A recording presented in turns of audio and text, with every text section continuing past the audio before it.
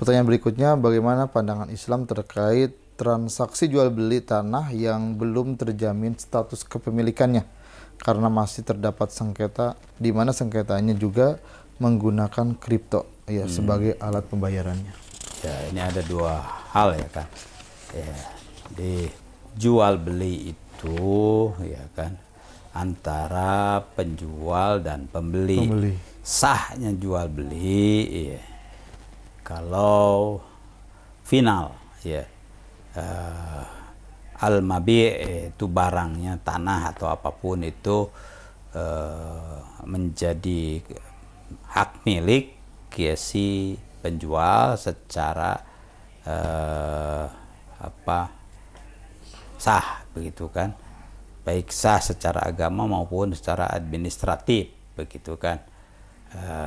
Itu menurut aturan yang ada dalam masyarakat ya kan. Nah itu standar. Kalau ini ya belum selesai soal status kepemilikannya. Kenapa belum selesai? Karena tadi ada keraguan. Ini milik siapa? Ini milik siapa? Kenapa masih belum selesai? Karena dia membelinya itu pakai uang kripto, kan gitu ya.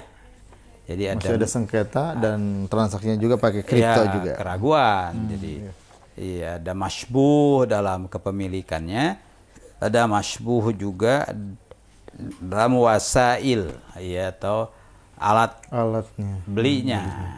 Makanya mungkin yang si calon pembeli itu ragu kalau dengan kripto itu, dia mungkin baca-baca begitu fatwa apa namanya DSN MUI. Nah itu kan tidak membolehkan ya kan, dengan alasan ada gurur, ada gulul kan begitu ya kan, ada doror, ada taruhlah dia mengikuti pendapat DSN MUI ya kan, berarti dia dalam posisi benar ya kan. Dia dalam posisi benar, tidak mau membeli tanah atau apapun yang belum jelas belum jelas. Ya, posisi itu kalau dari sisi hukum, bukan dari sisi kepemilikan, itu dia muhikun, dia benar.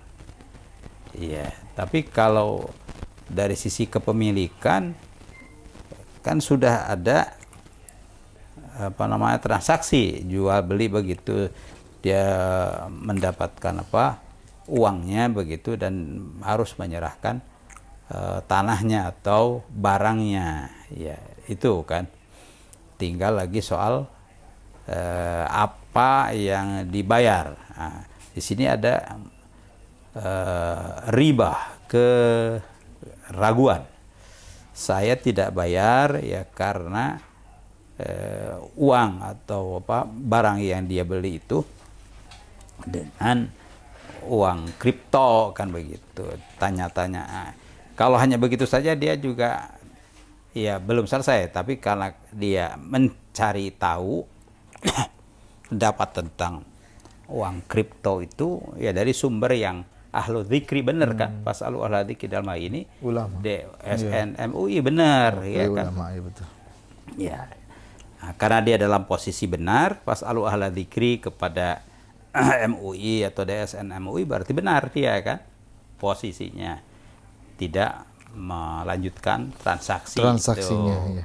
Ya, jadi kembali kepada posisi orang itu sudah betul berarti sebagai pembeli. Posisi itu posisi pendapat dan posisi sikap yang diambil, betul. Dia sikapnya benar gitu kan, karena dia mengakses kepada MUI kan, benar begitu kan. Bagusnya kalau sudah benar begitu, dia komunikasi dengan mitranya supaya dia dapat poin tambahan.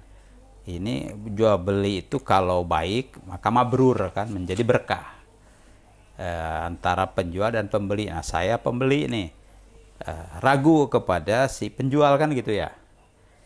sampaikan, fulan, Anda mau menjual ini, tapi ini sesuatu yang masybuh, ya kan, karena Anda membeli tanah ini dengan kripto, kan begitu.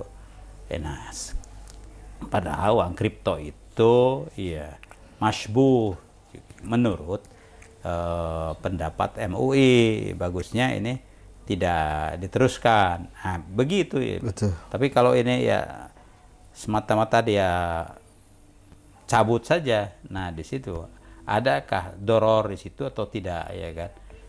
Kalau dari sisi hukum, ya dia benar tentu saja, karena tadi soal status uang kripto itu kan, sehingga meragukan, ya kan? Itu. Tapi kalau status barang yang dimiliki ini kan, kalau itu sudah dibayarkan, ya dia harus tentu saja merealisasikan. Di sini kan tadi soal kriptonya itu kan, ya itu sudah benar, ya dia mengakses kepada sumber ya hukum dalam hal ini ya, DSN MUI, ya kan. Wallah alam. Baik, terima kasih atas pencerahannya. Pertanyaan berikutnya terkait pencurian, ya. Bagaimana hukum pencurian dalam keadaan terdesak, misalnya dalam keadaan lapar, ya. Sedangkan ia sebenarnya tidak ada niatan untuk mencuri. Ya, dulu dalam film ya, film si Pitung atau siapa, ya kan, Pitung ya, dia kan mencuri tapi bukan untuk dirinya. Untuk dirinya. Banyak mencurinya itu kepada orang-orang yang punya lah ya, bukan kepada yang miskin juga. Nyuri hasilnya banyak lalu dibagikan kepada orang miskin, ya kan. Itu cerita Pitung, ya kan. Berarti mencuri untuk kemaslahatan. Kalau yang ini kan untuk karena daf'ud doror, dia lapar atau apa kan begitu kan. Nah, tentu tahqiqul maslahah itu lebih tinggi daripada daf'ud doror, ya kan. Nah, itu bagian dari tujuan syariah. Itu adalah tahqiqul maslahah atau daf'ul madorroh, ya kan. Nah, kalau adanya posisi di situ, tentu tidak ada dosa di situ. Ya, tinggal kadar pahalanya. Kalau untuk tahqiqul maslahah saya kayak si Pitung itu kan, ya dia berlebih, ya kan. Itu memberi kemanfaatan bagi warga, ya kan. Kalau ini kan hanya menyelamatkan perutnya saja, supaya tidak lapar. Itu adalah juga kebaikan, tapi sebatas kebaikan yang minimalis gitu ya, minimalis, tidak melangkah lebih lanjut. Kebaikan itu untuk ya membantu yang lain, kan begitu. Intinya ya tidak berdosa karena ada madoroh di situ. Itu wallah alam. Baik, terima kasih atas penjelasannya, ya. Pertanyaan berikutnya, bagaimana hukumnya ketika seorang sedang sholat namun ia memakai softland untuk memperjelas pandangannya? Apakah diperbolehkan?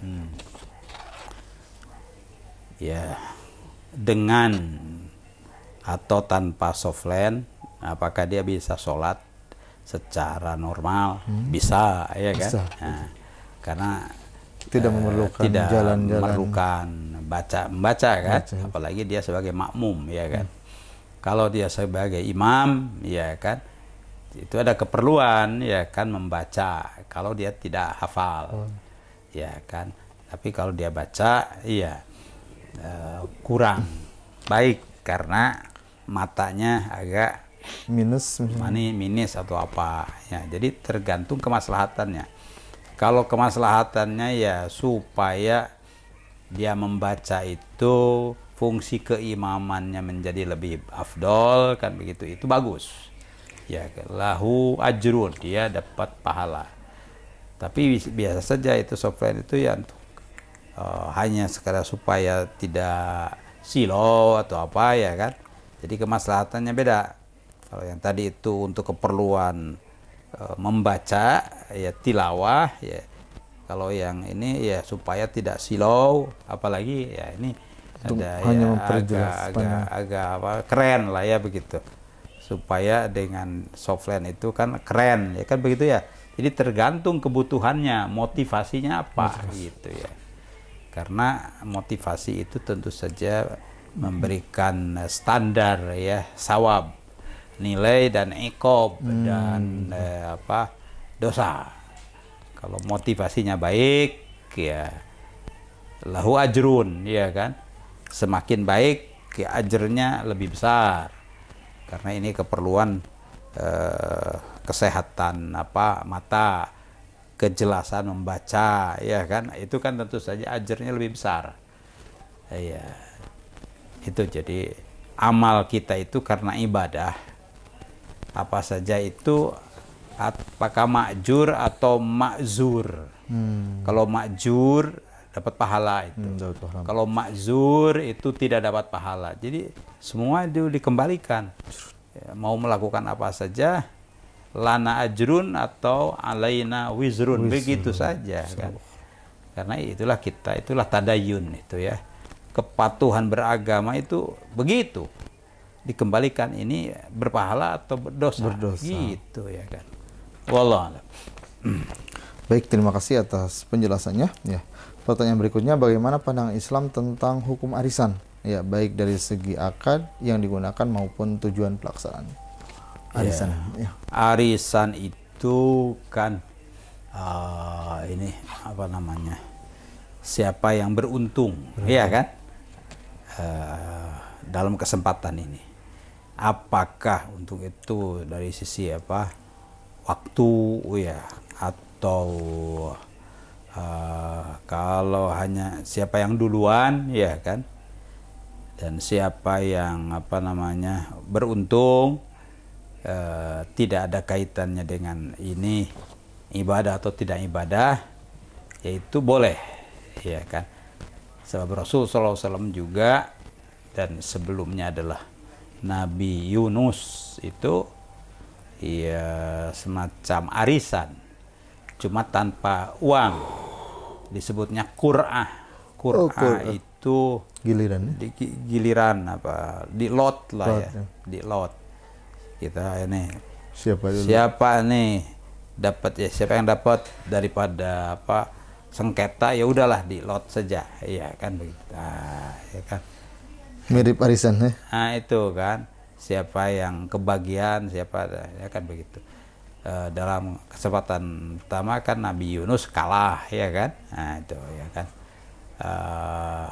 Rasulullah SAW juga mencontohkan karena sifat ya keadilan ya kepada istri-istri beliau ya, kalau mau bepergian ke luar kota yang agak jauh misalnya ke Syria atau ya begitu, tidak mentang-mentang yaudah kamu ikut gitu kan, mana yang dia senang ya diajak, yang ya ke afkir tidak diajak, nggak begitu, itu kan hawa nafsu itu. Jadi ada objektivitas kejelasan itu juga, iya. Ini walaupun secara subjektif tentu Rasulullah ada perasaan subjektif. Betul. Ya, lebih senang kepada fulana kan begitu ya. Ya, tapi untuk objektivitas peluang iya kan. Nah Rasulullah iya aqra'a bainahunna, Rasulullah mengelot antara istri-istri beliau. Jadi dalam hadis Muslim, apabila Rasulullah SAW mau bepergian, idza safaro, bepergian jauh lah begitu, maka aqra'a baina azwajihin, beliau mengelot ya antara istri-istrinya. Siapa yang keluar ya beliau kasihkan ya kan. Nah, tapi di sini pada suatu kesempatan yang keluar itu Ummu Salamah. Nah, ya kan. Nah, Ummu Salamah tidak mau ngambil gitu ya. Beliau tahu Rasulullah lebih senang begitu kalau bepergian itu dengan Siti Aisyah. Itu kan manusiawi, iya kan. Nah, jadi Ummu Salamahnya tanazul, tidak ngambil haknya. Ya, ini memang saya yang menang, yang dapat. Ya, tapi saya tidak ambil. Saya hadiahkan saja kepada Siti Aisyah. Luar biasa kalau luar biasa itu.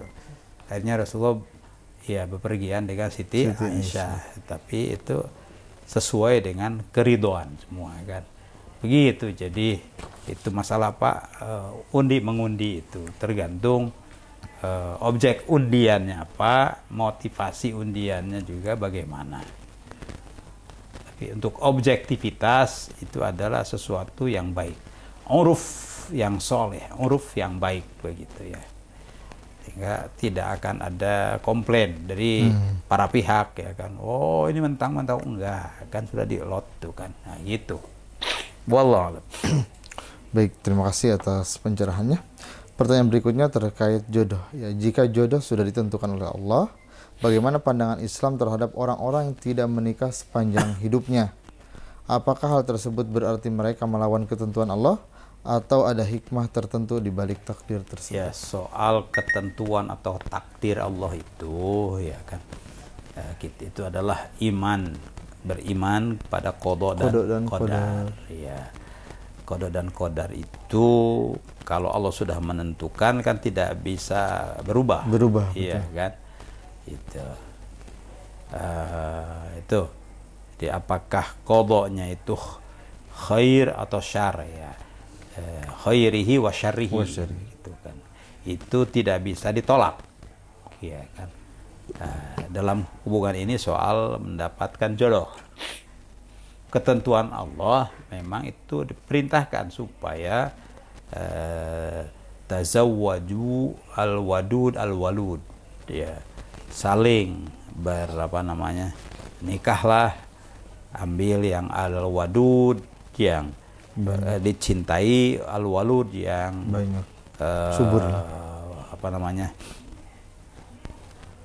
subur, subur, begitu ya, supaya dengan subur itu nanti memiliki keturunan. Nah, ya, itu berarti kan ya itu anjuran Rasulullah SAW untuk tidak tabattul.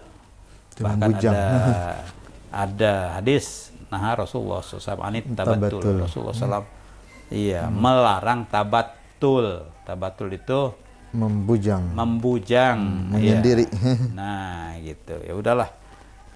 Walaupun niatnya misalnya ada belajar atau apa, tapi itu tidak dibenarkan. Ya. Bahkan itu nahyun, itu kan dilarang. Ya, supaya sungguh-sungguh belajar, supaya sungguh-sungguh usaha, supaya sungguh-sungguh membantu orang tua, tetap ya keputusan ketentuan Allah itu lebih utama daripada pertimbangan atau perasaan manusia. Itu kan perasaan kamu aja. Ya, supaya kamu itu supaya ini kan begitu. Jangan-jangan dalam perasaan itu menghindar kan. Nah, disitulah dosa menghindar daripada perintah dan anjuran Rasulullah Shallallahu Alaihi Wasallam. Begitu. Bagaimana kalau seseorang itu karena takdir itu sampai tidak menikah? Tidak menikah itu menghindar untuk menikah atau memang belum dapat jodoh pasangan. Kan begitu. Bagaimana tuh? Kalau motivasinya tidak itu, iya dia memang menghindar, itu berdosa. Alaihi wizrun, ya kan, dosa. Tidak membersamai sunnah Rasulullah Sallallahu Alaihi Wasallam. Tapi kalau dia itu karena takdirnya itu kan ada juga, tetangga atau bahkan saudara saya sudah berumur, belum dapat karena itu kan tidak bisa juga dipaksakan, disalahkan. Karena persoalan jodoh itu kan antara laki-laki dan perempuan sampai wafat. Kalau dia tidak ada apa namanya pertimbangan dalam hatinya menghindar, itu tidak berdosa. alaiha. Ya, itulah qada dan qadar itu kan. Arti kalau dia terima, ya udahlah, ridho saja pada ketentuan Allah. Ini memang bagiannya, ya saya sendirian, ya udah berusaha sudah manfaatkan itu untuk hal yang baik, ya kan, belajar agama atau apa, berjuang untuk kepentingan masyarakat. Nah itu jadi positif, ya kan, itu, ya kan. Baik, terima kasih atas penjelasannya. Pertanyaan berikutnya, bagaimana kita dapat memastikan bahwa bisnis MLM ataupun multi level marketing itu halal? Bisnis itu ya kan jual beli, ya kan. MLM itu ada mabi, ya barang yang dijual, ada tentu saja uang, ya kan. Ya. Dan dari mana itu asal muasal barang dan uang itu, selalu ke situ kalau jual beli itu. Kalau MLM itu kan dia membeli sesuatu, ya, bukan dari penjual yang asli, penjual yang lain, ya kan, bisa agen, bisa reseller, dan berlapis bahkan, ya kan. Nah, boleh itu, ya kan, pada si penjual yang kedua atau ketiga boleh, asal si penjual kedua ketiga itu mustahik, dia itu punya hak karena dia sudah akad dengan penjual pertama, ya kan, dengan akad yang legal, ya kan. Jadi legalitas akad pertama itu menjadi syarat. Ya dia kan downline, ya istilahnya, dia itu sebagai apa kan begitu kan. Nah dia akadnya dengan offline-nya, atasannya, itu legal. Di antara legal itu tidak melanggar syariat dan tidak melanggar ketentuan umum, ya, termasuk, ya, ada persyaratannya di sini adalah mendapat izin legalitas dari OJK, gitu kan. Nah itu kalau dia legal, ya secara syar'i, dapat izin OJK, yang dijual belikannya adalah halal dan ya jelas, kan? Dan jelas produknya, jelas produknya, lalu juga ya apa namanya, dia mendapatkan izin daripada OJK itu, oke, itu kan. Nah kalau kurang persyaratannya, jadi ada bisa kesalahan prosedural, bisa kekurangan, ya apa, legalitasnya itu, ya tentu saja tertolak gitu. Maka MLM itu menjadi perhatian yang agak khusus dari OJK itu, karena ada peluang, ya kan, itu tadi downline itu menjual lagi, ya kan, sehingga ujung-ujungnya ini harga barang itu tinggi, memudaratkan calon pembeli, gitu. Bahkan ada peluang semacam supaya downline ini banyak yang membeli pelanggannya, kan dia promo juga kan, promo ini. Nah promo itu jebakan. Kalau dia dengan jujur itu boleh. Kalau dia tidak jujur berlebihan, nah, downline itu kadang-kadang tergoda itu supaya dapat bonus banyak. Begitu dia berlebihan. Nah di situ jadi as-sidqu itu memang asasul muamalah wal murabahah. Kejujuran itu asas dari bermuamalah, bertransaksi, dan murabahah untuk mendapatkan sesuatu. Nah itu ulama sampai begitu. Iya, boleh silahkan. Ya, tapi sidq dalam bermuamalah dalam bermuamalah dan bermurabahah.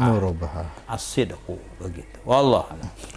Baik, terima kasih atas penjelasannya. Pemirsa yang berbahagia, alhamdulillah pertanyaan-pertanyaan yang telah masuk sudah dijawab. Untuk itu kita tutup dengan doa. Allahumma sholli wa sallim ala nabiyyina wa maulana Muhammadin wa ala alihi wa sahbihi ajma'in. Amin ya Allah ya rabbal alamin. Allahumma barik lana fi Rajaba wa Sya'bana wa ballighna Ramadan. Amin ya Allah ya rabbal alamin. Allahumma ahsin akibatana fil umuri kulliha wa ajirna min khizyid dunya wa adzabil akhirah. Amin. Rabbana atina min ladunka rahmatan wa hayyi lana min amrina rasyada wa hayyi lana min amrina rasyada. Rabbana atina fid dunya hasanah wa fil akhirati hasanah wa qina adzabannar birahmatika ya arhamar rahimin walhamdulillah.